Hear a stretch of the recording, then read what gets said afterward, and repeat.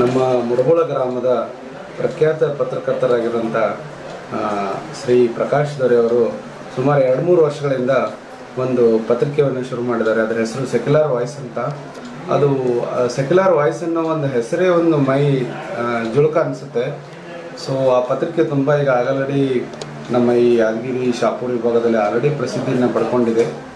So ಅದೇ ರೀತಿಯಾಗಿ ಅಭಿವೃದ್ಧಿಯನ್ನು ಮುಂದುವರೆದವರು ಸೆಕ್ಯುಲರ್ ವಾಯ್ಸ್ ಎಂಬ ಯೂಟ್ಯೂಬ್ ಚಾನಲನ್ನು ಪ್ರಾರಂಭಿಸಿದ್ದಾರೆ. ಇದರ ಈ ಚಾನಲನ್ನು ಎಲ್ಲರೂ ಸದುಪಯೋಗ ತಗೊಳ್ಬೇಕು.